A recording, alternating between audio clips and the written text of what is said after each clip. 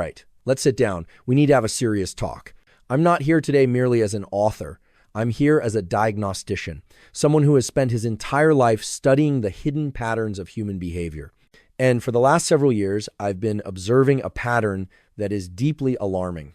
I've been receiving an avalanche of messages. They come from all over the world, but primarily from the West. They are, for the most part, from young people. And a significant, troubling portion of them are from young men. The details vary, but the message, the core of the message, is always the same. I'm lost. I don't know what my purpose is. I feel broken. I feel completely and utterly alone. This is not a series of individual failures. This is a societal epidemic. And today, I want to dissect it, not with empty platitudes, but with the cold, hard truths of human nature. We will go through 4 parts: the diagnosis, the solution, the rules of the game, and finally, your ultimate strategy. Part 1, the diagnosis of our modern crisis. Before you can cure a disease, you must accurately diagnose it. The disease of our time is one of profound distraction and illusion. First, we are being programmed to be externally focused. From the very moment you wake up, what do? You grab your phone. You are immediately thrown into a world of distraction. Social media, the news. You are inundated with the lives of other people. And what do? You see their perfectly curated highlight reel. You see their vacations, their parties, their successes, their perfect bodies.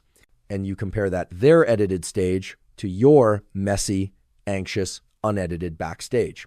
This is a perfect formula for misery. You become alienated from yourself. You no longer hear that inner voice, that signal. It's been drowned out by the noise. Second, this creates a specific toxic emotion, envy. I believe this is the motive force behind 90% of human behavior. We are social creatures. We compare. It's in our DNA. But social media is not just comparison. It is, as I've said before, a nuclear bomb of envy. It amplifies your sense of inadequacy 1,000 times over, 24 hours a day. And finally, we must address the elephant in the room, pornography. I am not going to speak about morality. I'm going to speak about neuropsychology. I call it a soul killer for a reason. You see, in all of human history, love, sex, pursuit, romance, these were sublime experiences. They were mysterious. They required effort. They involved emotional connection, pornography, disenchants, all of it. It turns a profound, beautiful experience into something mechanical, cold, and ugly. It's like having sex with a machine. But the fatal problem lies in dopamine. Your brain's reward system is hijacked. Why would a young man go through the difficult work, going out, facing the fear of rejection, learning to talk to someone, building a real relationship when he can get a massive, instantaneous dopamine hit alone through a screen? The result? A generation of men who have lost their motivation, their drive to pursue real-world relationships. They become isolated. They become broken. That is my diagnosis. Part 2, the solution, finding your life's task. So after painting that bleak picture, we need an antidote.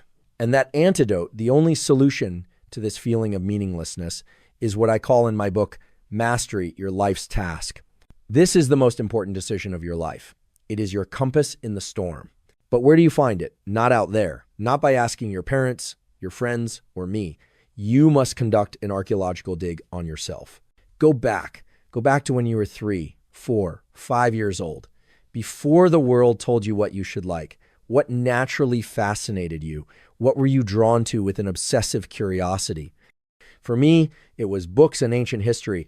I was mesmerized by them. That is the signal. It is deep inside your DNA. You must find it again. And once you have a clue, what is the most important step? Stop thinking and start doing.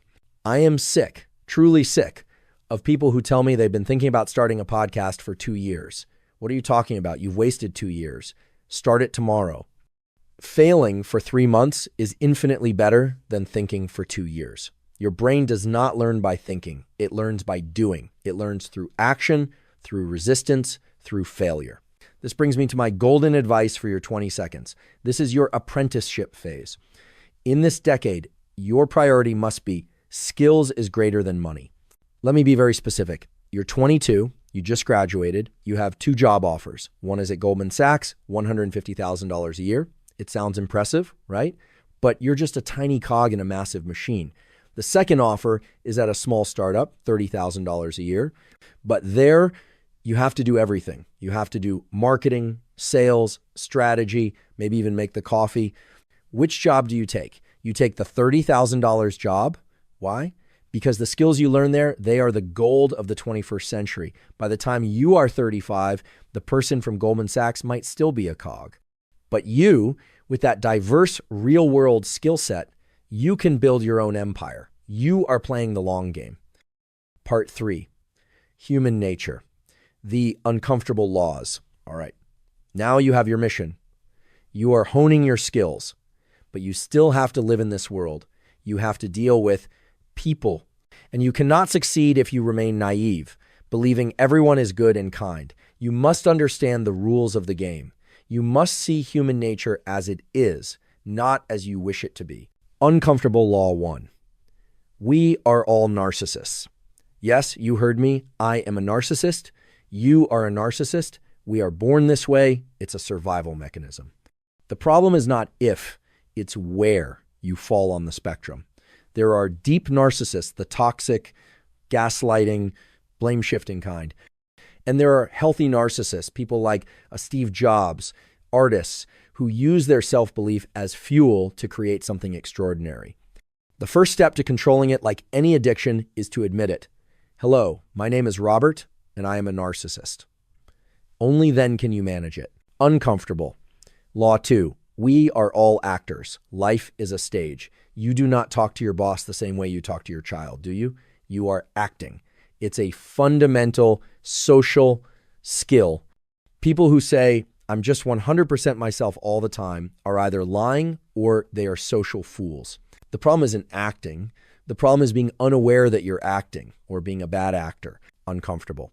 Law 3, power is appearance. This is law 34. Act like a king to be treated like one. Humans are visual animals. We judge by appearances.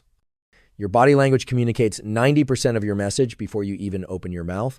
When you walk into a room, shoulders back, relaxed, making direct eye contact, you project an aura of power. When you are hunched, anxious, touching your face, you are screaming, I am weak. Control your presentation. Part 4, your strategy for the modern era. After all of this, the loneliness, the manipulation, the power games, I know how you feel. You feel powerless. You feel small in a complex world. So what is my final, most important piece of advice for you? What is the ultimate strategy in an age defined by fear? It is one word, boldness. This is Law 28. Enter action with boldness. The world is full of the timid. Everyone is trying to be safe, but safe is the death of the human spirit. Hesitation creates gaps, I wrote. Boldness obliterates them. When you are timid, you invite attack. When you are bold, even if you are wrong, you command attention and respect. The world will make way for the bold man. Look at Elon Musk. He didn't say, I will try to make a slightly better rocket. He said, I am putting a man on Mars. That is supreme, almost insane boldness. And it is that very boldness that attracts the world's greatest talents and resources to him. So if I have one legacy I want to leave, it is to create more bold individuals.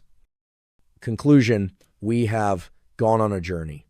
We have diagnosed the sickness of distraction. We have found the antidote in your life's task.